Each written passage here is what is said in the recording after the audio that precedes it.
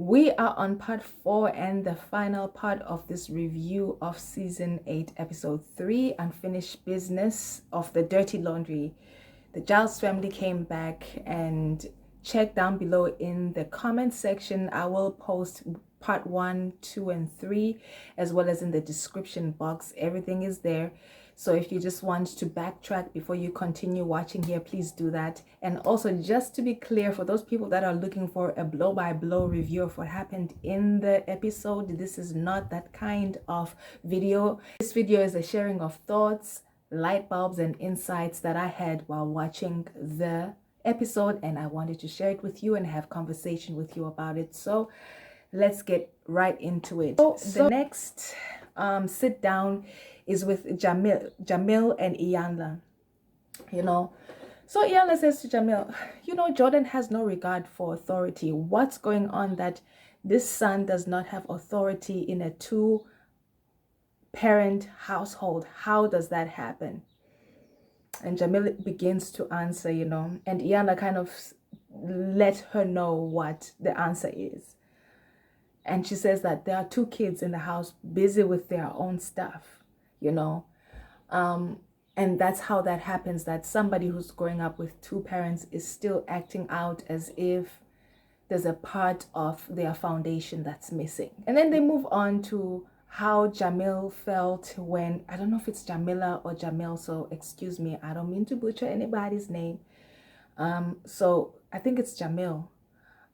So Jamil, initially when she first moved into the house and first married Mark Sr., she says she felt on the outskirts and never part of everything or anything. And quotes Dorothy, the grandmother, saying if Mark Sr. was not his son, she would marry him.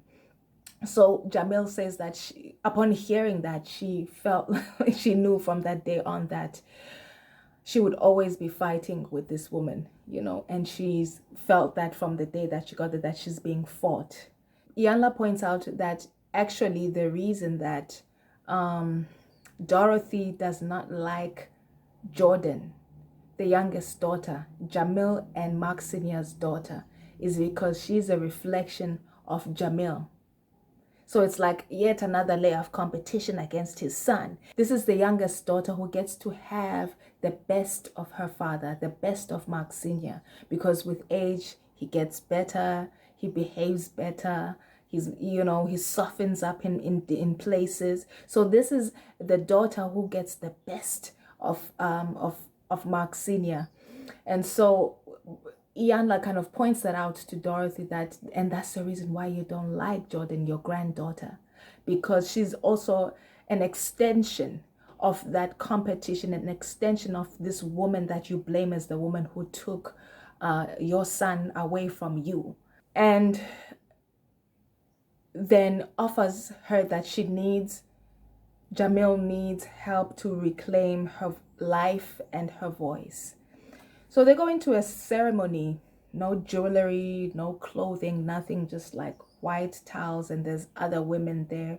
And this ceremony is called a healing, it's a baking ceremony. It's a healing ceremony, but it's called a baking ceremony to help someone like Jamil, in Jamil's position, who doesn't have a clear view of who she is, to claim her voice and to reclaim her voice and to reclaim her life. Why? Because as a mother is healed, then a daughter is healed. Whatever is flowing from the fountain of the mother trickles down to the daughters, to the sons, to even the household, I tell you. So if the parents are in a healed place, it really sets the tone for the trickle-down tone for the entire household, for each and every member, for each and every relationship in the household. And it's absolutely true. I absolutely agree. So these women's feet were against Jamil's body, all around her. and they were breathing in and putting their arms out up, and then breathing out and bringing their arms back in, and they did this repetitively. And after some time of doing this, as if they were combing out her spirit of all that doubt, self-doubt, and distorted view of herself, and a sense of being lost. They were combing that negative energy out of her and allowing for light and fresh and renew and revived energy to flow into her and begin for her a brand new life, where she has a voice, where she has a clear vision of her image, where she has a clear vision of her own life. So they did this for some time, and I loved this part. I loved this part. Did I say I loved this part? I loved this part. I loved this part. And and then they whispered prayers into her ear, one by one, each woman. They whispered, when they were finished with the baking ceremony, they whispered each prayers into their ears. And then the grandmother Dorothy was also invited to come and whisper a prayer into her ear. Because if you speak into the inner being of a person through their ear, it's what can inflate or deflate them. It's what can set them alight to shine, or it's what can extinguish them. It's what can affirm them, or it's what can dismiss them. And these were all affirming prayers. These were all setting alight prayers. These were all calling you forth and calling you to shine type of prayers. And I say I loved this part? I loved this part. I did. And, you know, and then Iyanla asked how she feels after this. And Jamil expresses how she just feels a sense of clarity, and she just feels lighter and just less distorted about herself, And the ask that Iyanla has for Jamil is to stop herself from doing the same things that she was doing before. And that's it. That's what healing is recognizing what the thing is you do that is out of order, and unlearning that, getting that out of your initial response system, getting that out of your knee-jerk response system, and teaching your knee-jerk response system something new, something different, something constructive, something that de-escalates as opposed to pour gas into the fire. And that's all very important. That's all very important stuff to do in the journey to learn it, to healing, is to unlearn. But unlearning is about removing things and then replacing them with things. If you just uproot things and throw them out, but you don't plant something in their place, chances are something that you've not determined is going to land there and begin to grow again and distort again your view of yourself, understanding of your life, your own voice, whatever is distorted and out of view within your life. And then you're going to have to do the work of healing all over again. So when you uproot something, denounce it and destroy it, you have to supplant it with something else. And intentionally so you have to move from, I'm removing this because I want this to be planted. I'm removing the weeds because I want to make room for grass. I'm removing the weeds because I want to make room for flowers. I'm removing the weeds, I'm removing the entire field of grass because I want to plant a field of corn. Intentions. There has to be intention in, I'm healing and I'm removing this, and these are the things that I want to replace it with. And my responsibility is to stop myself from going back, from regressing. And how you do is that you keep taking inventory of your own life, uprooting the little sprouts that show up. Work yourself like you're a garden. Uproot the little sprouts that show up. uproot, denounce and destroy, plant something where they were, so that there's more of the thing that you want flowing out of you, and less and less and less and less, to zero, the thing of you don't want flowing out of you. I absolutely loved the illustration of this healing ceremony. I absolutely did. And I am absolutely so grateful to this family for bringing their issues to the Iyanla Fix My Life show. Iyanla Fix My Life healing process. I keep saying show. It's the Iyanla Fix My Life healing process, and allowing for us to watch them and look for ourselves and see ways that we can help ourselves. This is not about us looking at them and judging them and saying all kinds of out of order commentary. I just think if that's the kind of viewpoint or report back you get from watching these episodes, you're missing the point. This is about you. This is about me. It's about you seeing yourself and grabbing those tools that are illustrated there and then using them in your own life. Next up, Mark Senior and Dorothy are brought together by Iyanla, and Mark then has that opportunity to express to Dorothy how it made him feel when he felt abandoned by her for a man.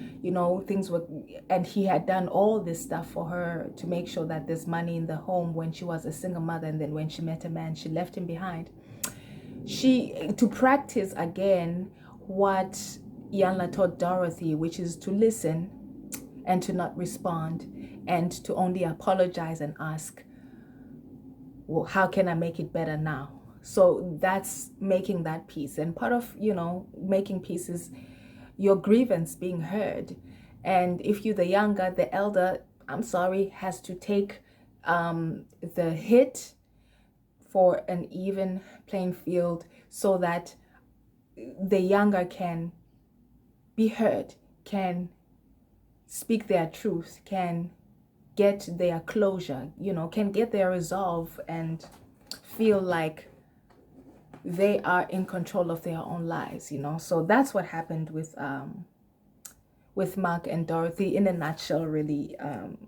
They had that conversation, they practiced that kind of process, and I mean, it worked out, and it looked good. And Dorothy realizes at that point that, she wasn't losing anything. Again, how daughter-in-laws always say, you're not losing anything, you're gaining. No one's taking anybody away from you. But a man is cleaved to his wife, not to his mother. And so, but what you are gaining is a daughter. What you are gaining is an extra personality in the household, and an extra person to love. You're not losing anything. Just get to know your daughter-in-laws and stop the hate. Jordan, Ashley, and Iyanla sit at the table, and they all Iyanla just goes back to the conversation that was had with Mark Jr., back to Jordan. Did you understand Mark Jr.'s story? Do you understand that he was not leaving you? He was leaving the situation. He was not abandoning you. He was getting well. He was putting himself in a position where it doesn't get worse from here and it doesn't get downhill from here. Do you understand that now? And how can you then respond differently knowing his story? And so Iyanla, in this section, both Ashley and Iyanla are pleading apologetics for Mark Jr. and saying he had his own pain and he had to do the best thing to take care of his wellness and his safety and his health and his own growth. And he had to get out of the toxic environment. But it wasn't about you. It was about him. And he wasn't leaving or abandoning you. But obviously, if it's connected to Mark Sr., then Mark Sr. can say, you're not allowed to see your younger siblings. And if he gets in the way of that, there's nothing Mark Jr. can do. And he can only hope to see you at the mall one day walking through the aisles and say, hey, and catch up with you. And parents do this. when there's a gripe between some older siblings that are out of the house and there's one that's still in the house, there's no problem with the siblings, but there's a problem with the parent. But for control, for manipulation, for spite, parents then create this separation and this division between siblings, and they say, well, if you're not going to talk to me and if you're going to leave my house, then you don't get to have access to anybody who's still at my house. And then it creates that division. But it's not a division that was created by Mark Jr., it was created by Mark Sr.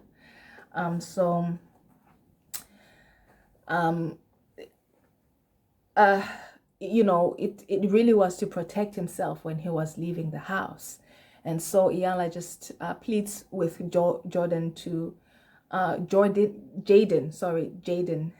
the girl, to extend compassion to Mark Jr. And then both of them kind of talk about, both Jaden and Ashley talk about, you know, their experiences with being sexually abused and taken advantage of, and how both of them were very afraid to tell their father because obviously all HELL will break loose.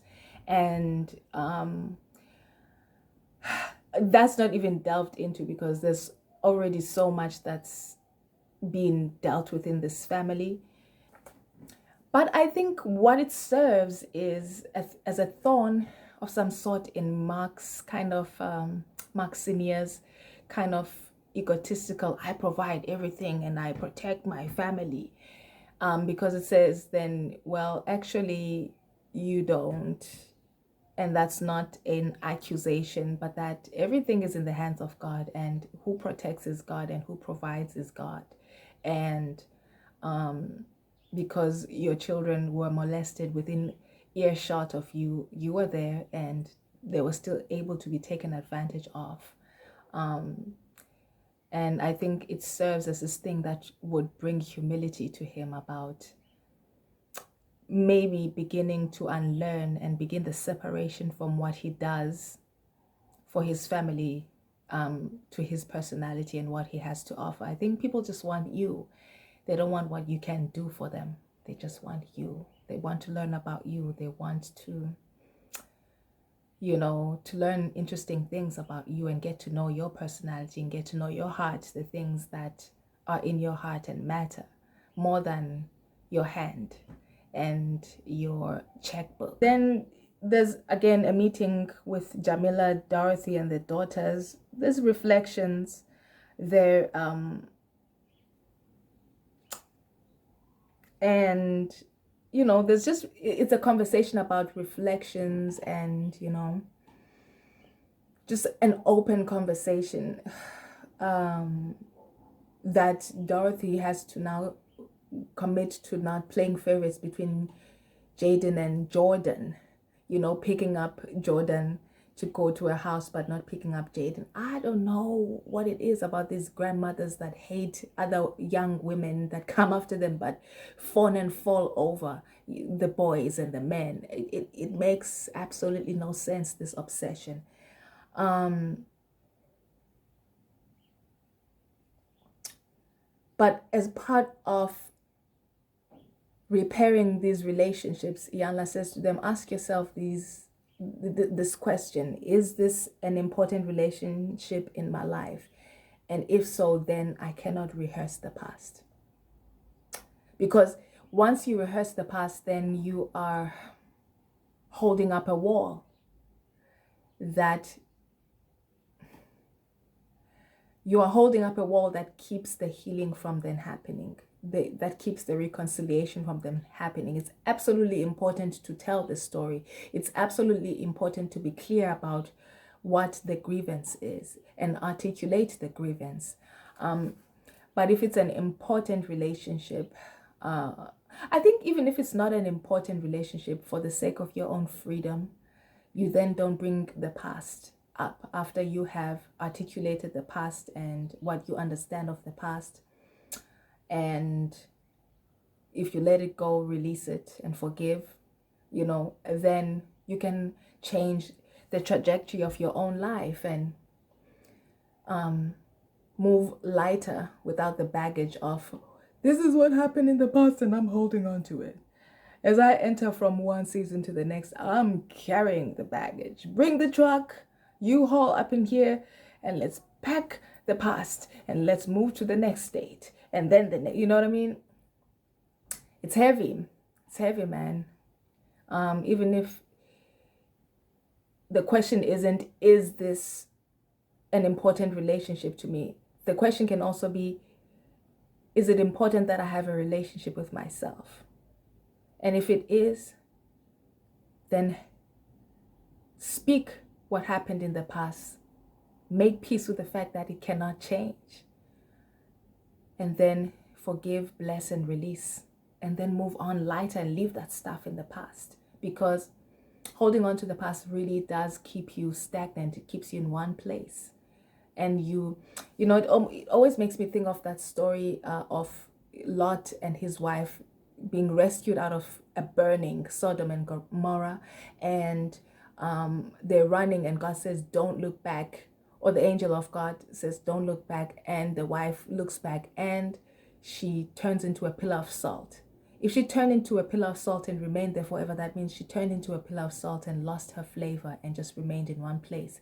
And that's what unforgiveness and not letting go does. You just turn into this pillar of salt because you're looking at what happened and you won't let it go. And you just become stagnant, and your flavor, your salt is not spread throughout the earth, but you just lose your flavor, stuck in one place, stuck in the past, in what happened. And you're not just, okay, it happened, I'm going to articulate and tell my story, but now I'm going to release it, bless, and forgive.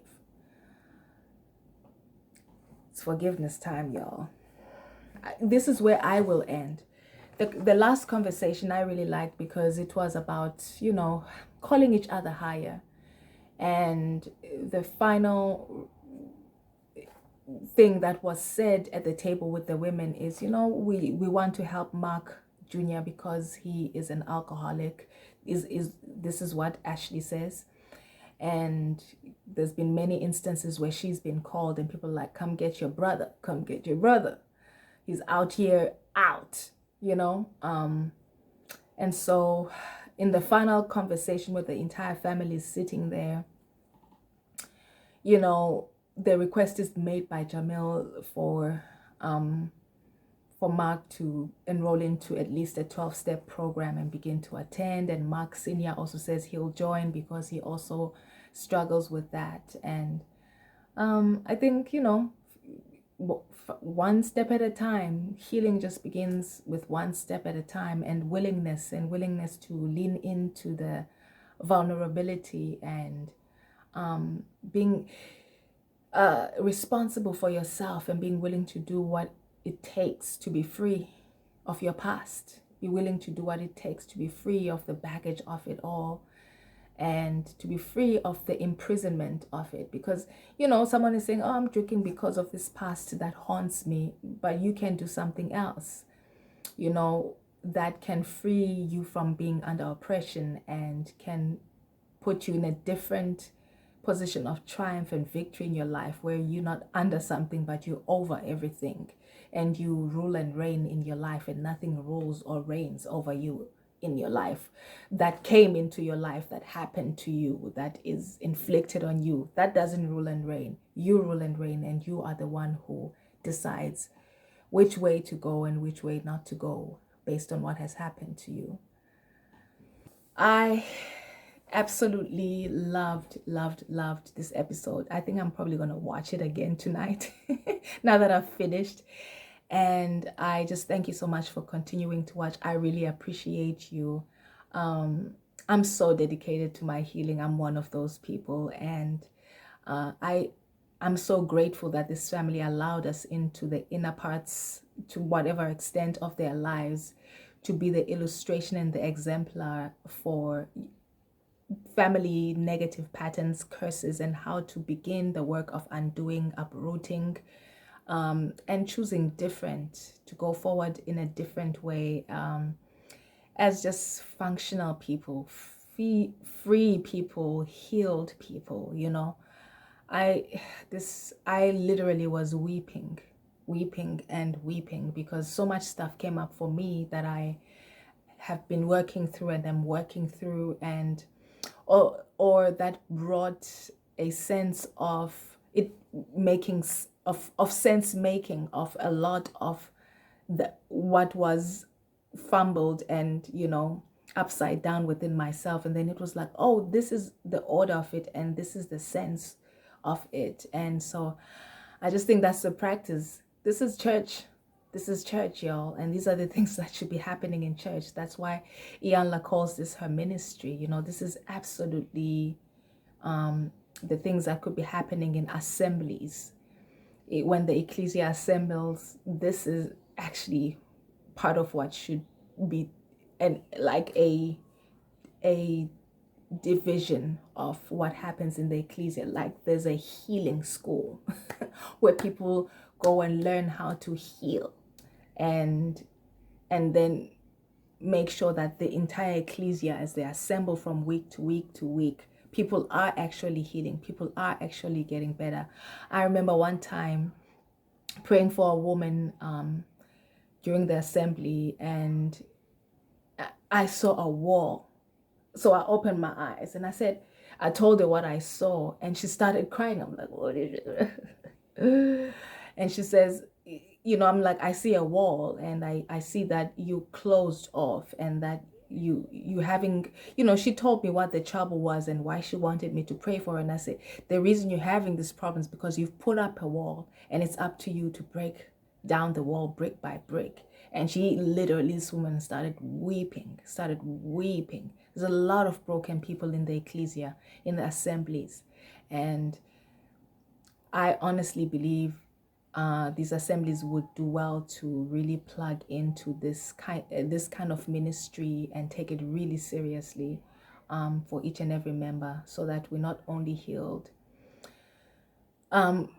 we're not only transformed and renewed by the word of God as our primary essential source, but also there's this other thing that is continually supporting it, which is getting it out, talking about it, processing through it. You know, the word of God will process everything out of you.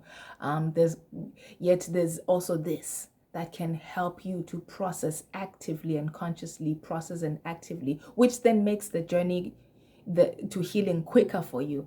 Because I believe this is what this whole 40-year journey for the Israelites was about. It was about making sure that they're healed in their mind, in their heart, in their soul, in their spirit by the time they get to the promised land, so that they don't occupy the promised land and they are dysfunctional.